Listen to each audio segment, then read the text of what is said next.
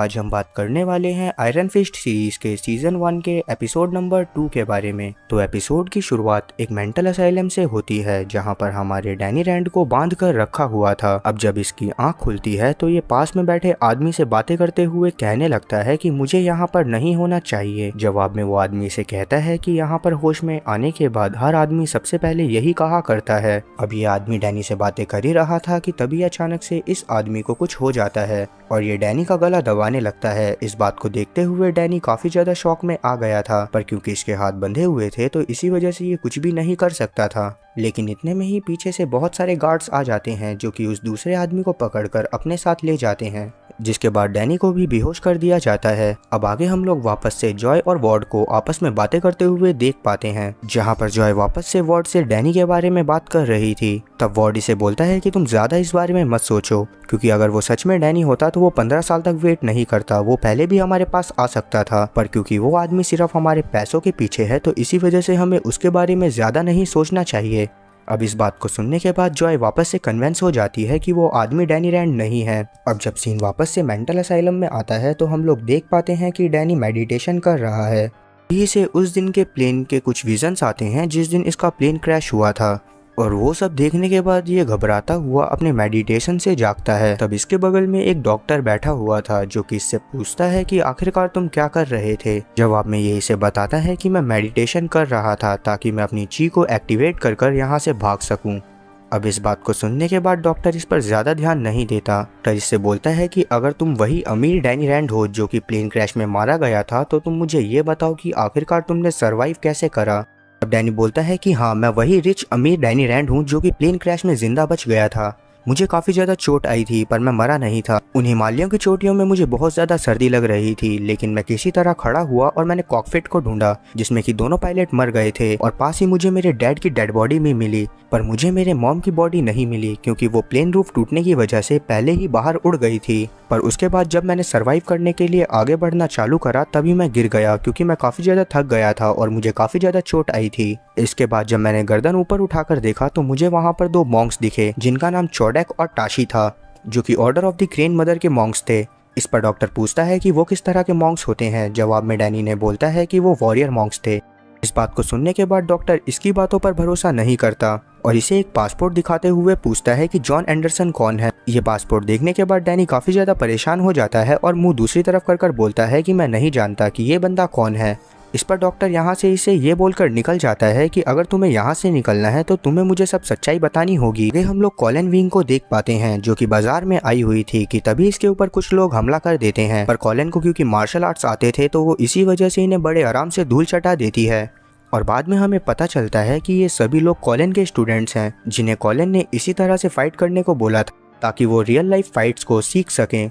अब यहाँ पर कॉलिन इन सबको इनकी गलतियाँ बताती है और यहाँ से चली जाती है। वहीं दूसरी तरफ हम लोग देख पाते हैं कि डैनी के कैबिन में वापस से साइमन आता है जो कि इसे पिछली बार के लिए सॉरी बोलता हुआ इसे हॉस्पिटल दिखाने के लिए अपने साथ ले जाता है, जहाँ पर रास्ते में डैनी इसे बोलता है कि वो 72 घंटे में कुछ भी कर यहाँ से निकल जाएगा। इस पर साइमन इसे कहता है कि सही में तुम्हें 72 घंटे के पहले यहाँ से निकलना होगा, क्योंकि यहाँ पर ऐसे काफ़ी सारे मरीज हैं जो पहले तो बिल्कुल ठीक थे पर यहाँ पर लाने के 72 घंटे बाद वो लोग पागल हो गए थे। अब ये दोनों आपस में बातें करते हुए कैंटीन में पहुँच जाते हैं, जहाँ पर एक बंदा इनसे पंगे लेने की कोशिश करने लगता है, पर जब बाद में पानी सर के ऊपर जाता है तो डैनी इसे एक ही मुक्के में ढेर कर देता है। इसी वजह से गार्ड्स इसे आकर पकड़ लेते हैं और वापस से बेड से बांध देते हैं। तब साइमन इसके पास आता है और इसे कहता है कि अगर यहाँ पर तुम्हारा कोई जानने वाला या फिर कोई तुम्हारा फैमिली फ्रेंड वगैरह आए तो ये लोग तुम्हें यहाँ से जाने देंगे। ये बात सुनने के बाद डैनी बोलता है कि मेरे पास एक दोस्त है।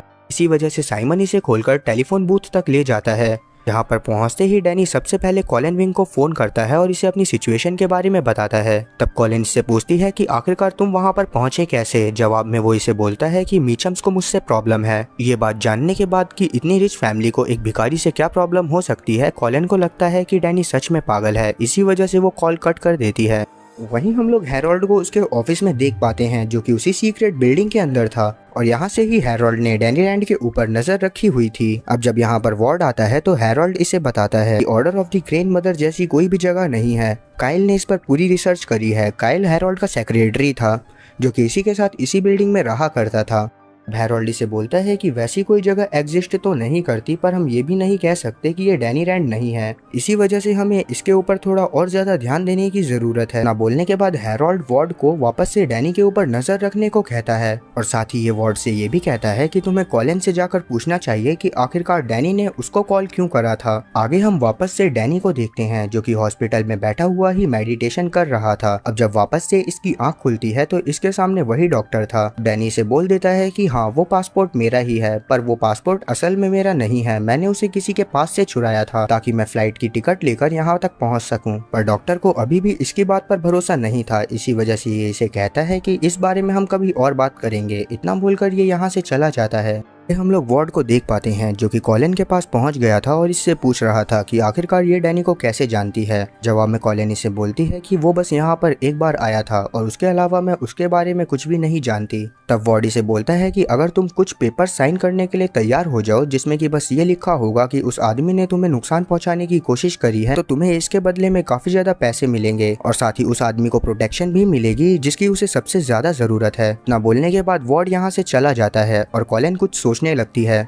आगे हम लोग वापस से डैनी को देख पाते हैं जो कि उसी डॉक्टर के साथ था और डॉक्टर इसे 15 साल पुराना एक रैंड इंटरप्राइजेस का कमर्शियल दिखा रहा था। साथ ही ये भी बोल रहा था कि कभी कभार जब हमारी लाइफ में कुछ अच्छा नहीं चल रहा होता है तो हम अपने आप को वो आदमी समझने लगते हैं जो कि अपनी लाइफ में काफी ज्यादा खुश है। पर डैनी डॉक्टर की बातों पर ध्यान नहीं दे रहा था, उसका ध्यान बस कमर्शियल पर था। तब वो डॉक्टर को बोलता है कि इस कमर्शियल में जाने से पहले मेरा मूड काफी ज्यादा खराब था और मैं कमर्शियल में नहीं जाना चाहता था और इसी वजह से मेरे डैड ने मुझे रिश्वत दी थी। वो हम सभी लोगों को मेले में लेकर गए थे ताकि वो मेरा मूड सही कर सके। इस बात को सुनने के बाद डॉक्टर बोलने लगता है कि तुम डैनी रैंड नहीं हो, तुम जॉन एंडरसन हो। पर डैनी इस बात को सुनने के बाद काफी ज्यादा गुस्से में आ गया था। इसी वजह से वो गुस्से में कंप्यूटर स्क्रीन तोड़ देता है और कहता है कि मैं ही डैनी रैंड हूँ, अब तुम लोगों को जो समझना है समझते रहो। तभी यहाँ पर काफी सारे गार्ड्स आ जाते हैं जो कि डैनी को अपने साथ पकड़कर ले जाते हैं। ये सारी चीजें हैरोल्ड भी अपने कंप्यूटर से देख रहा था और तभी से विश्वास होने लगता है कि यही सच में डैनी रैंड है। तब हैरोल्ड काइल से गाड़ी निकालने के लिए कहता है। अब आगे हम लोग डॉक्टर को देख पाते हैं जो कि जब वापस से अपने घर जा ही रहा था कि तभी वो एक सेकंड के लिए रुक जाता है और वो जॉय मीचम को कॉल कर उस कमर्शियल के दिन के बारे में पूछता है। जॉय इसे बताती है कि डैनी का मूड उस दिन काफी ज्यादा खराब था और उसके डैड ने उसका मूड सही करने के लिए हम सबको मेले में ले जाने का डिसाइड करा था और वहाँ के एक्रोबैट्स डैनी को काफी ज्यादा पसंद आए थे, जिसके बाद वो घर पर आकर उन्हीं की तरह कूद फांद रहा था।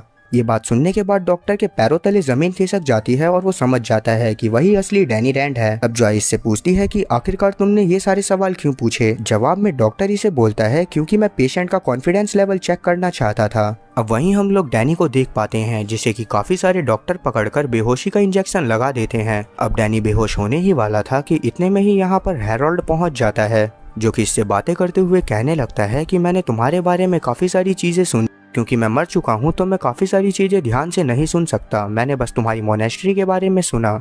अब हैरोल्ड इससे और सारी चीज़ें पूछने की कोशिश करता है और पूछता है कि order of the crane mother क्या है। तब डैनी इसे बोलता है कि order of the crane mother the hand के सबसे बड़े दुश्मन है। साथ ही डैनी इसे कुनलुन के बारे में बताता है और कहता है कि वो मॉन्क्स मुझे वहाँ पर ले गए थे जो कि स्वर्ग की कैपिटल में से एक है और वहीं पर मैंने मार्शल आर्ट्स सीखे और मैंने आयरन फिस्ट को हासिल करा और अगर मैं आयरन फिस्ट को समन करूं तो वो सबसे ज्यादा डेंजरस वेपन है जिससे कि मैं अपने पूरे शरीर की शक्ति को अपने हाथ में ही एकत्रित कर सकता हूं। साथ ही डैनी से ये भी बोलता है कि अब मेरे ऊपर द हैंड को खत्म करने की जिम्मेदारी भी है। अब द हैंड का दोबारा से नाम सुनने के बाद हैरोल्ड काफी ज्यादा शॉक होता है और यहाँ से चला जाता है। रास्ते में ये कायल से बोलता है कि आयरन फिस्ट के बारे में हर एक चीज पता करो।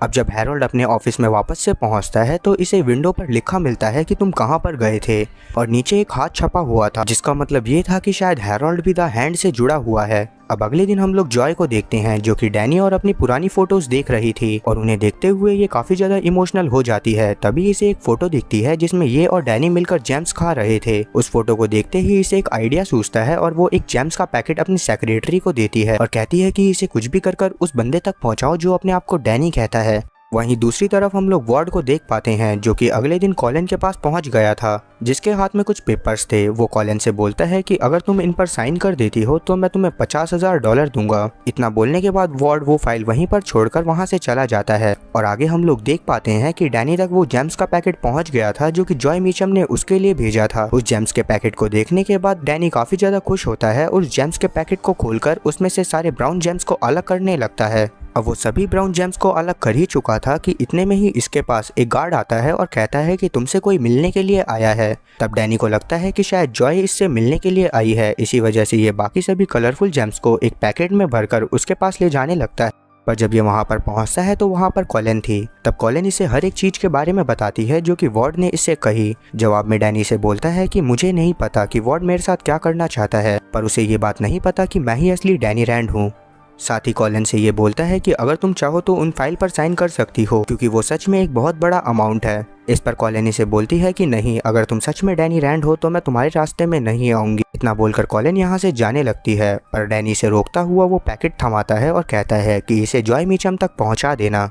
इसी वजह से कॉलिन मान जाती है और उस पैकेट को लेकर जॉय मीचम के पास पहुंचती है। अब जॉय कॉलिन के सामने ही उस पैकेट को खोलती है जिसमें कि बस कलरफुल जेम्स थी पर ब्राउन जेम्स नहीं थी। ये बात देखते ही जॉय पहचान जाती है कि वही असली डैनी रैंड है और ये बात वो कॉलिन को भी बता देती है। कॉलिन भी ये बात सुनकर वो फाइल वहीं पर छोड़ देती है और कहती है कि तुम अपने भाई को बता देना, मैं इस पर साइन नहीं करने वाली। इतना बोलकर कॉलिन यहाँ से जाने लगती है, जहाँ पर बाहर वार्ड भी इसे देखता है। पर जब वो अंदर आकर फाइल चेक करता है तो इसे पता चलता है कि कॉलिन ने इस पर साइन नहीं करे। तब जॉय इसे कहती है कि वही असली डैनी रैंड है, क्योंकि बचपन में हम सिर्फ ब्राउन जेम्स खाते थे और ये बात तुम्हें भी नहीं पता थी। और आज जब मैंने उसके पास वापस से जेम्स का पैकेट भेजा तो उसने सिर्फ ब्राउन जेम्स अपने पास रखे, बाकी सारे जेम्स वापस भेज दिए। पर वार्ड अभी भी इसकी बात पर यकीन नहीं करता और यहाँ से चला जाता है। तब जॉय उसे रोती हुई समझाने की कोशिश करने लगती है कि वही असली डैनी रैंड है, प्लीज मेरी बात समझो। आगे हम लोग देख पाते हैं कि डॉक्टर वापस से डैनी के पास जाता है, जो कि एक लास्ट टाइम कंफर्म करना चाहता था कि ये सच में डैनी है या फिर नहीं। तब ये डैनी से पूछता है कि आखिरकार तुम्हारे कौन कौन टीचर थे जो तुम्हें बचपन में पढ़ाया करते थे। तब डैनी सभी टीचर्स के एकदम सही नाम बताता है और इस बार डॉक्टर को भी कंफर्म हो जाता है कि यही सच में डैनी रैंड है। तब डॉक्टर इसे बोलता है कि मुझे यकीन हो गया है तुम ही डैनी रैंड हो, पर मुझे ये समझ में नहीं आ रहा कि तुमने 15 साल तक वहाँ पर सर्वाइव कैसे करा। पर डैनी वापस से इसे कुनलुन मोनेस्ट्री के बारे में बताता है और कहता है कि वो जगह दूसरे डायमेंशन में है, पर हर 15 साल में उस जगह का रास्ता अर्थ पर खुलता है। तब डॉक्टर इसे बोलता है कि कभी कभी किन्हीं हादसों की वजह से हम काफ़ी ज़्यादा प्रेशर में आ जाते हैं और हमारा माइंड फॉल्स रियलिटी बना लेता है। इसका मतलब यही है कि तुमने उस दिन प्लेन क्रैश में सरवाइव कर लिया, पर तुम्हारे माइंड ने उस मोनेस्ट्री की फॉल्स रियलिटी बना ली। तब डैनी से बोलता है कि नहीं, वहाँ पर मैंने आयरन फिस्ट की पावर को हासिल करा। इस पर डॉक्टर इसे बोलता है कि तो चलो मुझे उस चीज़ को दिखाओ। जवाब में डैनी से बोलता है कि मैं उसको समन सिर्फ तभी कर सकता हूँ जब मैं अपने पूरे मन से फोकस कर पाऊँ, क्योंकि अभी मुझे दवाइयाँ दी जा रही हैं तो मैं फोकस नहीं कर पा रहा। तब डॉक्टर इसे बोलता है कि शायद तुम्हें यहाँ पर तब तक रहना होगा जब तक कि तुम उस मोनेस्ट्री वाली जगह को नहीं भूल जाते। इतना बोलकर डॉक्टर यहाँ से चला जाता है। ये सारी चीजें हैरोल्ड भी देख रहा था, इसी वजह से वो तुरंत घबराते हुए वार्ड को कॉल करता है और कहता है इसी वजह से हमें इसे किसी दूसरी जगह पहुँचाना होगा। इस बात को सुनने के बाद वार्ड को लगता है कि शायद हैरोल्ड डैनी को मरवाना चाहता है और इसी वजह से ये काफ़ी ज़्यादा खुश हो जाता है, क्योंकि ये खुद भी यही चाहता था। तब हैरोल्ड से बोलता है कि तुम ऐसा सोच भी कैसे सकते हो कि मैं डैनी को मरवा सकता हूँ। तुम्हें कुछ भी कर उसे किसी सेफ जगह पर पहुंचाना होगा, क्योंकि मुझे उससे बहुत ज़्यादा काम है। इस बात को सुनने के बाद वार्ड का मुंह वापस से लटक जाता है और वो हैरोल्ड की बात नहीं मानता और वो दूसरे बंदे को कॉल करके बोलता है कि ठिकाने लगा दो। अब रात में हम लोग देख पाते हैं कि डैनी को एक डॉक्टर उसके हाथ बांधकर एक रूम में छोड़ आता है, जहाँ पर काफ़ी सारे पागल मरीज मिलकर उसको बहुत बुरी तरह से मारने पीटने लगते हैं। और यही वार्ड का प्लान था कि वो काफ़ी सारे मरीजों से मिलकर डैनी को मरवा देगा। ये लोग काफ़ी देर से डैनी को मारे जा रहे थे, जिस वजह से डैनी के काफ़ी ज़्यादा चोट लग जाती है। पर जब एक आदमी डैनी के सर के ऊपर हमला करने वाला था, तभी हम लोग देख पाते हैं कि डैनी का हाथ चमक रहा है, मतलब कि वो फोकस करने की कोशिश कर रहा है और अपनी आयरन फिस्ट को समन करने वाला है। और अब डैनी एकदम सही टाइम पर अपनी आयरन फिस्ट को समन करता हुआ उस बंदे को बहुत बुरी तरह मारता है और ये यहाँ पर मौजूद सभी बंदों को मार पीट कर यहाँ से बाहर निकल जाता है। अब आगे हम लोग देखते हैं कि हैरोल्ड भी ये सब देख रहा था। तब डैनी अपनी आयरन फिस्ट को अच्छी तरह से समन करता है और ये सीधा जाकर एक हैवी से डोर पर मुक्का मारता है, जो कि यहाँ से बाहर निकलने का रास्ता था। पर डैनी के एक ही मुक्के में वो डोर टूट जाता है और दूर जाकर गिरता है। और अब क्योंकि डैनी फ्री हो गया था तो इसी वजह से वो यहाँ से चुपचाप निकल जाता है। ये सारी चीजें देखने के बाद हैरोल्ड एकदम शॉक था और इसी के साथ ये एपिसोड यहीं पर खत्म होता है।